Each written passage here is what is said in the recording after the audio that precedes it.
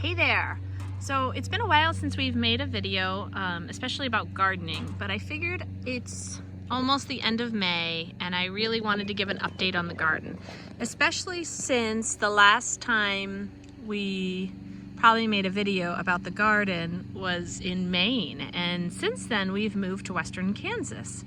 So kind of a big change in what we've been doing so far, but we didn't change our gardening style at all. And I just wanted to show you the abundance that is happening in the garden.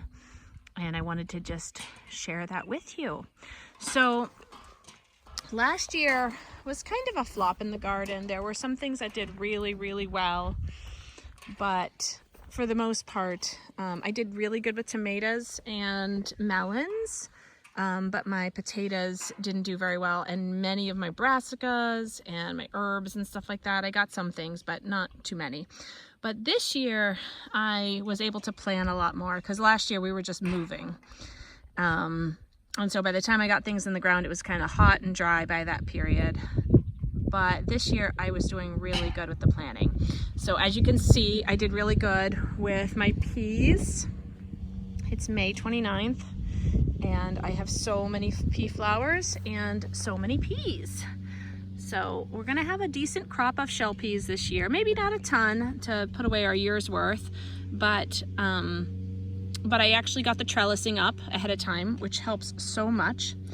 And so part of the way we've done the garden this year was I had bale grazed the cow with some prairie hay right around here, and I had some alfalfa way in the back over there, and that helped a lot to put some mulch down. I don't till, so none of this has been tilled. This has all been just, I moved the hay away and I broad fork and then I plant. This is very heavy clay soil, so it has a lot of levels of like compaction if I don't have the mulch there, and the soil top will just kind of split and crack. So one of the ways I help with many pests and is just interplanting, companion planting, and planting lots of flowers. So this is a 50-foot bed, mostly of peas, but at the end there I just did some different types of flowers. Here, I'll walk down here. Herbs, rosemary, and flowers, some poppies, calendulas. They haven't popped up yet, but the flowers that have popped up are just so beautiful. I love them. Hoping to bring in lots of just amazing bugs that help to mitigate the grasshoppers. So that's this front row here. There are onions that are planted here. I didn't do good with onions last year either, but I started all these from seeds. They got started a little bit late, so hopefully they will do okay. So far they're doing great, so I'm excited about them. This second row here is a potato row, which the seed was a little bit old. I planted this row first, and I planted the oldest seed first, so it didn't have great germination, but as you can see, I just hilled it. And I went through this entire row and was just looking to see what I could find. And there was lots of new potatoes under there. So although there wasn't a ton of green leaves, there was a lot of new potatoes. And I don't know, something about maybe hilling it or whatnot.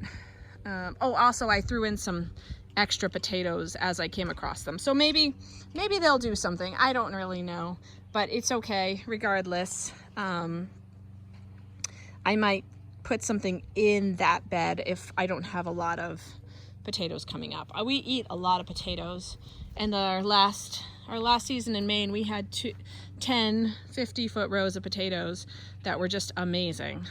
Around 1,000 pounds, 800 to 1,000 pounds of potatoes was harvested, but I haven't been able to get that here because I'm still working on expansion. As you can see, the chickens are over there, and so it just takes me time to establish a nice garden here. But I'm working on hilling these potatoes. These potatoes are so tall, potato plants. You know, they are up to past my knee, the ones that are doing really well. Very few potato bugs are on these potatoes, and they're just looking really, really great. So just trying to get them hilled. You see the flowers, which means they're making some new potatoes up there. This next row is sort of my brassica row, and there's some onions in there and some herbs, some parsley. These are Brussels sprouts and some Italian dandelions, which are in the chicory family. I love things that have like a taproot like that, and I love adding like to just continue to add depth to compacted clay soil. And I'm trying to add mulch wherever I go. Here you can see I've mulched with some wool that we sheared in the spring, and I still have more I can mulch with, but I also mulch with hay. And I have very few weeds, just a small amount of weeds popping up here and there. This bed is some more herbs, some dill, peppers that I started from seed and are slow, so I'm probably gonna have to go buy seeds or starts of peppers this year, but that's okay. Some lettuce that we started, that we've just started harvesting from, and carrots and beets. So beets in the middle, carrots on the other side, and then down here there's lettuce. So carrots and lettuce. The kids seeded this side. I'm not really sure if they didn't drop as many seeds on this side or if we just had bad germination there for some reason. I'm not really sure, but I seeded the other side, which is more consistent germination. The beets are doing great though, which is awesome. And I've got some beans planted up here. They're not up yet. Well, they're starting to come up. There's a bean. These are cowpeas actually. And then down here is some cabbages, a bunch of cabbages, and basil, and I tried okra this year here.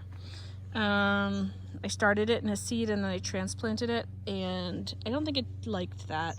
So I'm gonna try putting a seed in the ground and seeing what happens. Something could be picking on it though. I haven't really investigated it too much, but out of the 5 transplants I gave, only 1 or 2 look like they're surviving. So I have some more seeds on the way, but we'll have to go with that. Basil's looking good. Our tomatoes are looking amazing. Look at those things. We've got more tomatoes coming here. So I've just got to work on trellising these. I've got the stakes in the ground, but I probably have to stake a little bit closer, and then I'll just do some Florida weave-in or the other one that I did with the peas. I forgot what it's called, but I need to start. I've been working on taking the suckers off down here and then making sure I have some mulch around them. The wool is really nice for that. So they seem to like the wool. But if they're still too little, I haven't done it yet. So I need to probably come back out and go through this. I did a lot of this mulching last week. So I need to go back through and just check on who was small last week and who I can do. So flowers on the ends again. And those will be coming up soon. More tomatoes down here. And then a couple of rows of sweet corn down here. And some melons, cantaloupe, in those hills. I've got the chickens working on this area down here so that we can, I don't know, have a barrier there from the grasshoppers hopping in. Last year the grasshoppers were terrible. The locals said it was one of the worst years they had seen. So that's what they're helping me with. I might eventually have them, if I can get enough netting, have them just going completely around the garden and moving the chickshaw, you know, around so it's fertilizing. And then I had the chickshaw and the chickens in the garden this year for a little while. So they are doing the good work that they do. And I've got cucumbers down here popping up, and I've already got my trellises in, which is half the battle, honestly. Putting in the trellises before you plant the seeds is like so necessary for me, because if I forget about them, then I often forget to put the trellises in. So if I make myself put the trellises in before I even plant the plants, I actually get it done, which is really neat. So I've started broad forking again down here. I think the kids might have broad forked because they look like it's starting to go crooked, but maybe it's not crooked, I don't know.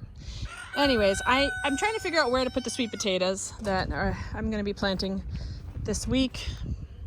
It might be down here, and then I've still got to put some squash, winter squash in the ground. So, and I've got some zucchinis popping up right here. So I remember harvesting zucchinis. Zucchinis did really good last year. I harvested zucchinis in mid-June. So I don't think I'll be harvesting zucchinis that quickly this year.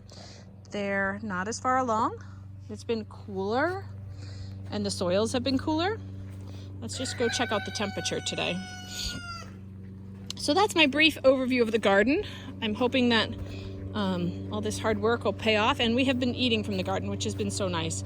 We make like a nightly salad. We have plenty of salad greens and we put herbs in them. All right, we are up to kind of 55 soil temperatures, so still not 60 degrees, which is so interesting because it did pop up to 60 degrees there for a little bit, but then it popped back down. I've got some plants that can't go in until they're 60 degrees, and I pop them in early sometimes and they do well, and sometimes they don't do well. The pie plates are to help deter bunnies and deer from coming into my garden, because we had some deer that was coming up here the other day, getting kind of close, and I'm hoping that that just helps with the bunnies and deer wanting to just take a nibble from my garden, because they can do a lot of damage in one night and then we don't have it to eat. So that's mostly it. I did some starting seeds inside the house in a little greenhouse, and I started seeds, what's called winter sowing. So I actually need to move these into the shade, but here is an example of some winter sowing. You just take a tub and you can start them in the winter times. These are violets that are very tiny, and oh goodness, and you can transplant them when they're a little tiny, and they adapt really well. So they say 1 to 2 inches, or if there's something like this is St. John's wort, and I've already transplanted some of these. And this is mint, and I've transplanted some of these already. So just trying to find like where I'm gonna want things to go and expand, because I have an herbal garden and a medicinal garden and a flower garden, and then I add some of those things in here depending on how they spread and how I want their personalities to shine in the garden. So I hope that was helpful.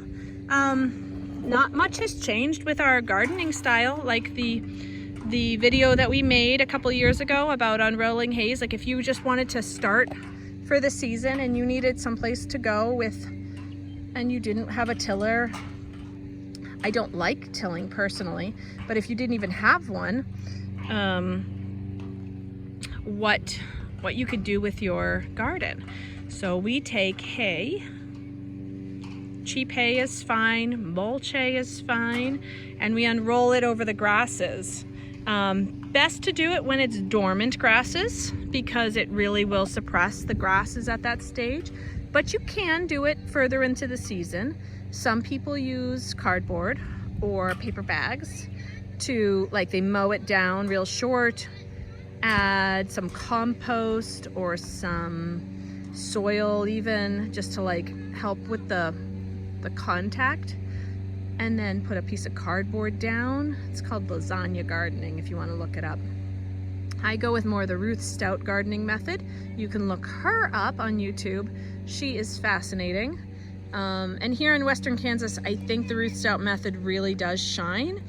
In Maine, we definitely did the Ruth Stout method, and it just rained so much that the hay just composted so quickly.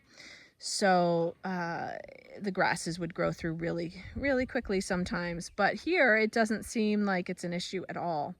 I get a few weeds pop up here and there, but mostly it's pretty consistently I can keep the plants in vegetative growth and the weeds down, and just keep adding mulch. I would say that the amount of earthworms that I'm seeing this year are tremendous compared to last year. So a little bit of working the soil last year and adding in hay, and a little bit of the cow probably being in here and bale grazing, and her patties and urine coming in, and the chickens coming in, working them through the garden, and then myself coming in and just digging and putting hay down and mulching. So I'm gonna get back to hilling those potatoes there because they don't hill themselves. And I hope you enjoyed this video. Please let me know what more you'd like to talk about, because I can give it in depth about how I do things. And yeah, let me know. Thanks. Bye-bye.